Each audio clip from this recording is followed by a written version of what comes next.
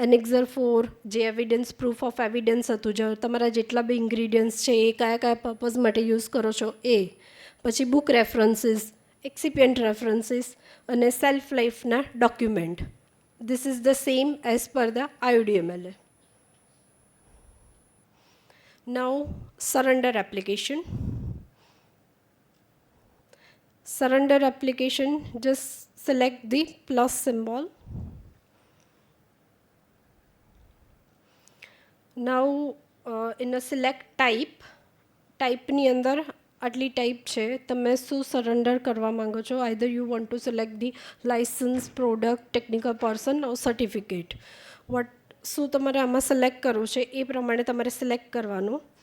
અને એપ્લિકેશન પર અહીંયા એ સિલેક્ટ કરી અને અહીંયા સબમિટનું બટન કરશો એટલે રિમેનિંગ ફર્ધર જેમ IODMLAમાં સિલેક્ટ કરતા હતા as it is same module ખુલશે.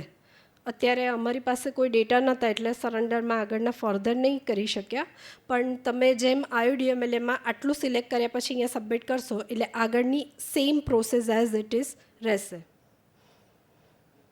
નાઉ લાઇસન્સ અમેન્ડમેન્ટ એપ્લિકેશન. લાઇસન્સ અમેન્ડમેન્ટમાં select the license amendment module. In amendment module, select on a plus symbol. હવે અમેન્ડમેન્ટમાં તમે શું અમેન્ડ કરવા માંગો છો? That is your either your constitution type છે, તમારું ફોર્મ નેમ છે કે તમારું એડ્રેસ છે. જે અમેન્ડમેન્ટ કરવા માંગતા હોય એની પર સિલેક્ટ કરવાનું. Select your licence number. Then remarks if any, તમારે કોઈ રિમાર્ક્સ અંદર મેન્શન કરવા હોય તો કરી દેવાના. અને પછી તમારે અમેન્ડમેન્ટ રિગાર્ડિંગ જે બી પ્રૂફ છે એ અપલોડ કરવાનું. અને જે બી એપ્લિકેશન કરે છે એની ડેઝિગ્નેશન જે છે એ સિલેક્ટ કરી અને સબમિટનું બટન દબાવવાનું. નાઉ ફોર ધી ફ્રેશ લાઇસન્સવાળા જેટલા બી છે એ આફ્ટર રજિસ્ટ્રેશન એમનું રજિસ્ટ્રેશન વેરીફાઈ થઈ જશે એટલે ડાયરેક્ટલી ફ્રેશ લાઇસન્સનું મોડ્યુલ ખુલશે અને એમના માટે આ એપ્લિકેશન બધી ઓપન છે. અને ફ્રેશ લાઇસન્સમાં સેમ એના step flow, registration, login after verification, then apply for the fresh licence details. જે ડિટેલ્સ આપણે પ્રોડક્ટમાં જોઈ એ બધી ડિટેલ્સ તમારી એડ પ્રોડક્ટની જેટલી બી ડિટેલ્સ હતી એ સેમ છે. પછી ઓલ ધ એનેક્ઝર, જે તમને એનેક્ઝર બતાવ્યા એ બી સેમ છે. પછી તમારું જે અહીંયા તમારે એક ચલણ સબમિટ કરવાનું છે. એક ચલણ જે છે એ બીજી વાર તમે યુઝ નહીં કરી શકો. એટલે તમે સપોઝ તમારે 5 પ્રોડક્ટ એપ્લાય કરવાની હોય તો 5ના 200 ફ્રેશ એપ્લિકેશન હોય તો અલગ અલગ ચલણ કરવા પડશે. કેમ કે એ ઓટો ફેચ લેશે. એટલે તમારું જે પ્રિવિયસલી સપોઝ તમે એક સામટું 5 પ્રોડક્ટનું 1000નું ચલણ ભરી દીધું તો પછી એ નેક્સ્ટ ટાઈમ તમને અપલોડ નહીં કરવા દે. એટલે kindly take a note for that કે ચલણ જે બી તમે એપ્લિકેશન કરો એ અલગ અલગ કરજો. અને ફ્રેશ લાઇસન્સની ફીસ જે છે જે બધા પૂછતા હોય છે તો તમારે જે 28/10/2024નું જે નોટિફિકેશન આવ્યું એના પ્રમાણે તમારી જેટલી બી નંબર ઓફ જેટલી બી ક્લાસિકલ પ્રોડક્ટ્સ છે એના માટે 2000 રૂપીઝ. અને તમારી patent and proprietary either you select 1 તો 200. અને જેટલી બી તમારે પ્રોડક્ટ ભરવાની હોય એના માટે પર product 200 rupees. This is for the fresh licence fees. અને GMP, that is for the fresh GMP 5000 rupees and renewal of GMP 1000 rupees. આ ચલણ આ છે જે તમારે જેમ પ્રિવિયસલી તમે જે બેંકમાં ભરતા હતા એ રીતે ભરીને ચલણ અહીંયા અપલોડ કરવાના છે. અને પછી એટ લાસ્ટ તમારે રજિસ્ટ્રેશન કરવાનું છે.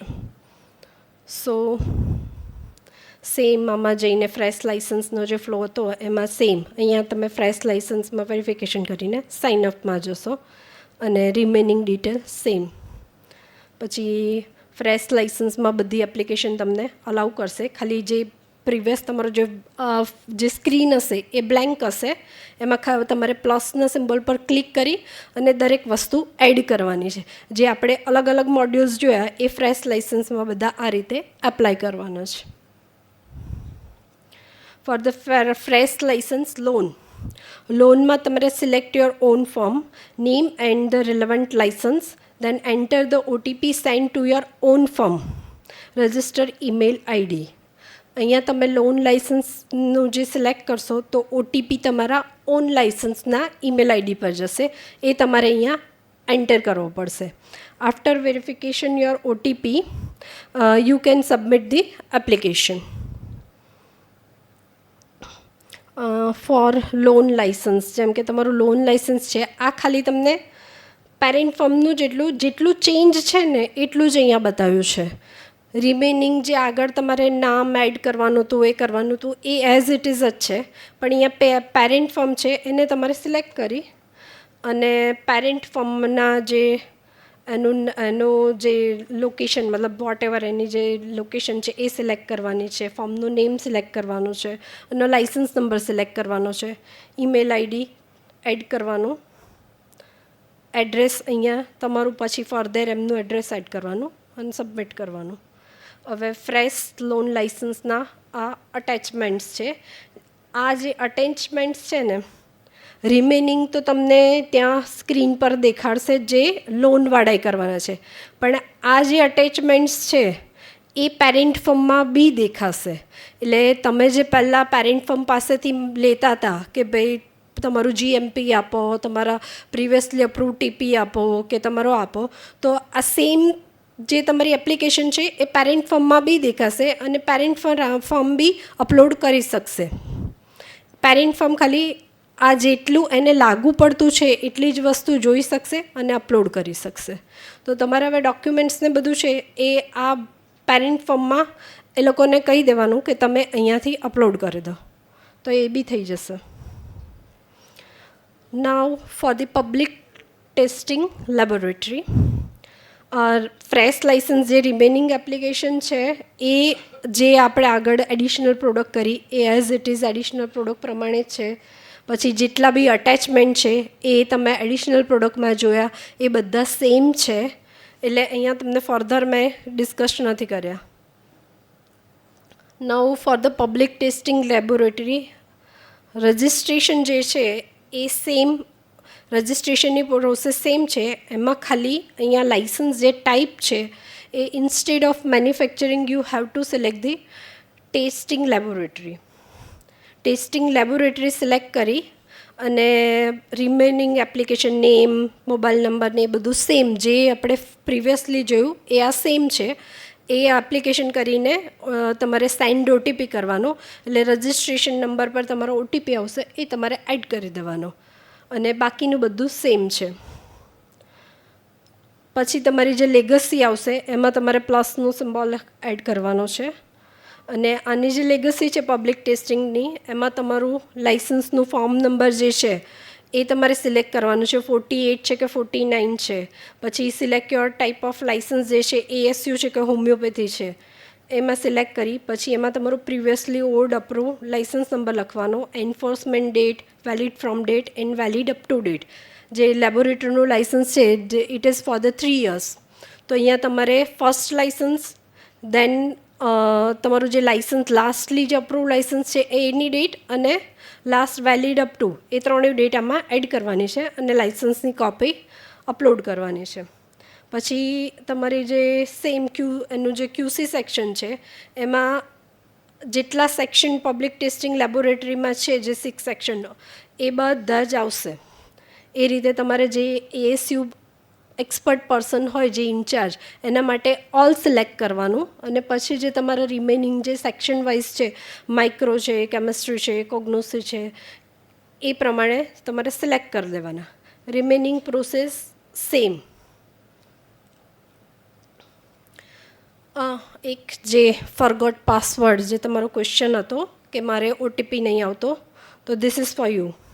ફરગોટ પાસવર્ડ, જો કોઈને ઓટીપીને ના આવે તો તમારે જવાનું, સાઇન ઇન સિલેક્ટ કરવાનું. સાઇન ઇનની સિલેક્ટની ઉપર અહીંયા જ ઉપર આપેલું છે ફરગોટ પાસવર્ડ. તમારો મેલ આઈડી તો યાદ હશે જ, એની પર અહીંયા કરશો એટલે સિલેક્ટ કરશો એટલે તમારો અહીંયા મેલ આઈડી તમે લખશો એટલે તમારા રજિસ્ટર મેલ આઈડી પર ઓટીપી આવી આવશે અને એ વેરિફિકેશન થયા પછી તમને તમારું યુઝર આઈડી અને પાસવર્ડ મળી જશે. રૂલ 157(2) આ શું છે? So this is the Gazette notification of the date 28/10/2024. એનું આ ગેજેટ નોટિફિકેશન છે, જેના પ્રમાણે તમારા જે ટેકનિકલ પર્સન્સ છે એની ક્વોલિફિકેશનમાં કોણ એલિજિબલ છે એના રિગાર્ડિંગ આ નવું જે ગેજેટ છે એ છે. એના ક્વોલિફિકેશન્સમાં છે, this is the rule 157(2).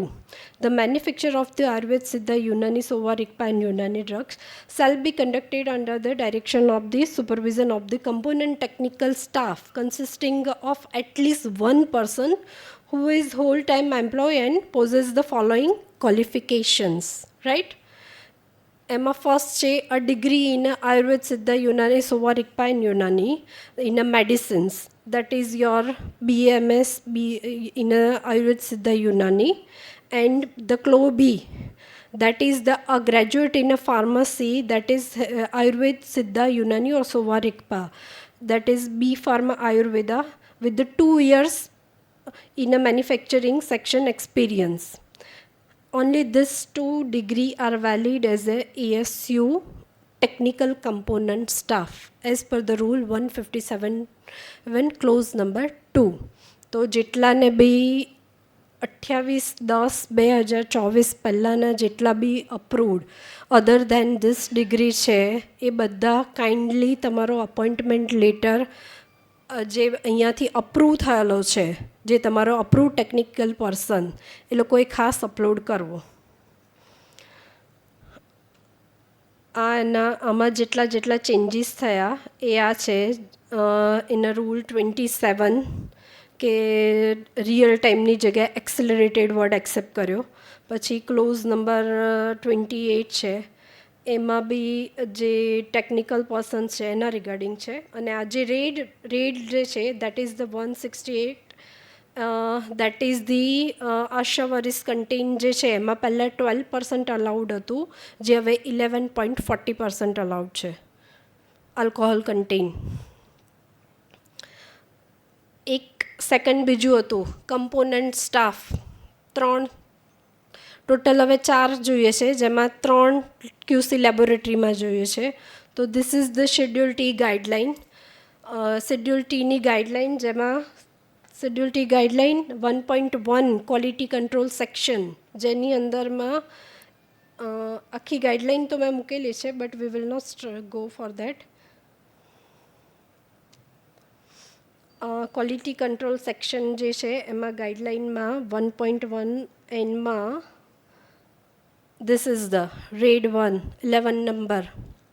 Quality control section will have a minimum of 1 person with the Ayurved, Siddha, Unani qualification recognized under the Schedule 2 of the Indian Medicinal Central Council of Act 1970. એટલે અહીંયા તમારે ASU expert તરીકે BAMS compulsory. And remaining 2 having a degree of Bachelor of Qualification in a botany, chemistry or pharmacy, could be in a part-time or in a lab, continuous basis.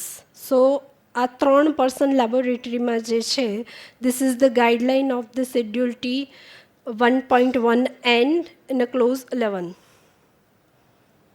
So now this is the quote for you.